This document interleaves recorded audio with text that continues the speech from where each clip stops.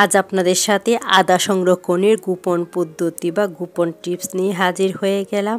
আর এভাবে যদি আদা সংরক্ষণ করে রাখেন তাহলে দেখবেন যে সারা বছর এভাবেই আদা সংরক্ষণ করে খেতে পারবেন। আর যেহেতু সামনে রোজা আসতেছে, আশা করি ভিডিওটা আপনাদের কাছে ভালো লাগবে।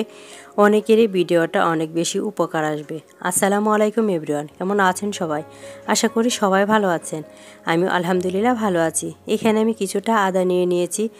তো আদাটা আমার ফ্রিজে ছিল, তো আমি বের করে নিয়েছি। আর এখন আমি আদাটাকে একটু পিলার দিয়ে ছিলে নিচ্ছি। আপনারা চাইলে এটা দা বটি বা নাইফ দিয়েও করে নিতে পারেন, যার যেভাবে সুবিধা হয় সেভাবেই কাজটা করে নেবেন। তো এখন আমি একটা পিলারের সাহায্যে কিন্তু আদাটা খুব ভালোভাবে পরিষ্কার করে নিচ্ছি। তো আদাটা কিন্তু ভালো করে পরিষ্কার করে নেওয়ার পর আমি এটাকে টুকরো করে নিব। আমি আপনাদের একটা দেখিয়ে দিব, বাকিগুলো আমি কিন্তু অফ ক্যামেরায় কেটে নেব। তো এই পর্যায়ে দেখেন আদাটা আমি ভালো করে পরিষ্কার করে নিয়েছি। আর এখন টুকরো করে নিব। তো আমি এটা সবগুলো এভাবেই টুকরো করে নিব। আর টুকরো করার পর কিন্তু আমি এটা ধুয়ে নিব। তো একটু মোটামুটি টুকরো করে নিয়েছি। আর যেহেতু এটাকে আমি পেস্ট করবো, তাই কিন্তু এত টুকরো করার দরকার নেই। তো সবগুলি কিন্তু আমি এভাবে টুকরো করে নিয়েছি আর ভালোভাবে ধুয়ে নিয়েছি। আর এখন একেবারে চলে আসলাম পেস্ট করার পর। তো এখানে আমি 3টা আইস কিউবের বক্স নিয়ে নিয়েছি। আর এটাতে এখন আমি পেস্টটা ঢেলে দিব। তো আমি কিন্তু অল্প পানি দিয়ে পেস্টটা করে নিয়েছি। চাইলে কিন্তু আপনারা এটা পাটায় পিষে করে নিতে পারেন, যেভাবে সুবিধা সেভাবেই কিন্তু সংরক্ষণ করে রাখতে পারেন। অবশ্যই অল্প পানি দিয়ে বেটে নেবেন, এরপর এটা এভাবেই রেখে দিবেন। তো এখন আমি একটা চামচ দিয়ে দিচ্ছি যাতে করে ছড়িয়ে না যায়। তো অল্প অল্প করে দিয়ে নিচ্ছি। আর আমি কিন্তু যতটুকু করেছি ততটুকু এখানে এখন রেখে দিব। তা আমি এখানে অল্প করে আপনাদের করে দেখিয়েছি। আপনারা চাইলে কিন্তু আপনাদের পরিমাণ অনুযায়ী করে এভাবে রেখে দিতে পারেন আর মাসের পর মাস খেয়ে নিতে পারেন। সামনে যেহেতু রোজা আসতেছে, এভাবে যদি করে রেখে দেন তাহলে দেখবেন যে আর কোনো টেনশনই থাকবে না। যখন এভাবে কিউব করে রাখবেন তখনই বুঝতে পারবেন যে রান্নার সময় কত ভালো লাগে। যখন আপনি ইচ্ছা করবেন তখনই কিন্তু এটা বের করে ব্যবহার করা যায়। আর যদি বক্সে একেবারে একসঙ্গে রাখা যায় তাহলে কিন্তু সেটা একটু প্যারা থাকে। মানে যদি বুলু মন হয়ে যায়, একটু বের করতে মনে থাকে না, তখন কিন্তু রান্নার সময় আমাদের রীতিমতো পেস্টের সাথে একটু যুদ্ধই করতে হয়। সেটা হোক আদা রসুন বা পেঁয়াজ, যে কোনো পেস্টের সাথে কিন্তু আমাদের যুদ্ধ করতে হয়।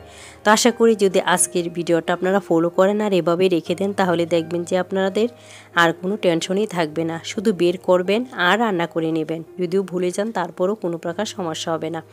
আর এটা কিন্তু অবশ্যই যখন রান্না করবেন তখন সাথে সাথে বের করে এরপর ব্যবহার করে নেবেন। আর যদি আগেই বের করে রাখেন তাহলে দেখবেন যে কিউবগুলি গলে যাবে, তখন কিন্তু আর ব্যবহার করতে পারবেন না।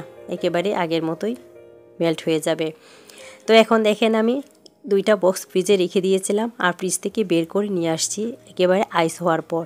আর আইসগুলো এখন আমি খুলে নিব। আর দেখেন আইসগুলো অনেকটাই ভালো লাগতেছে দেখে।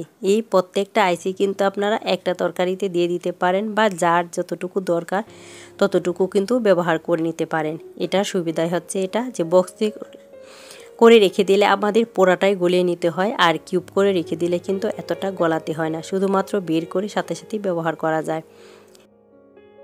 বের করে সাথে সাথে ব্যবহার করে আবার সাথে সাথেই কিন্তু এটা ডিপে রেখে দিবেন। তো দেখেন আমি সবগুলো কিন্তু আইস বক্স থেকে খুলে নিয়েছি।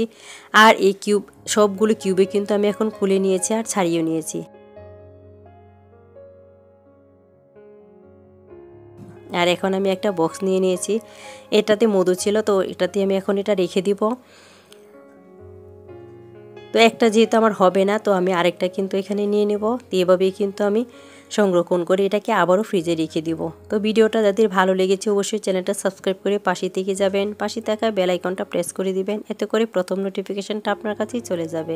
বেশি ভালো লাগলে ভিডিওটা শেয়ার করে দিবেন, তাতে করে অন্যরাও উপকৃত হবে। আর যদি ভালো লাগে তাহলে একটা লাইক দিতে ভুলবেন না। তো দেখেন আরও কিছুটা সেটাও আমি বক্সে ভরে নিচ্ছি। আর এভাবে কিন্তু আবারও আমি সেম প্রসেসে ফ্রিজে রেখে দিব। আর অবশ্যই কিন্তু এভাবে একবার হলেও ট্রাই করবেন, তারপরেই বুঝতে পারবেন যে আসলে এভাবে আদা রাখার মজাটা কত। তো ভালো থাকবেন, দেখা হবে অন্য কোনো ভিডিওতে। সে পর্যন্ত আল্লাহ হাফেজ।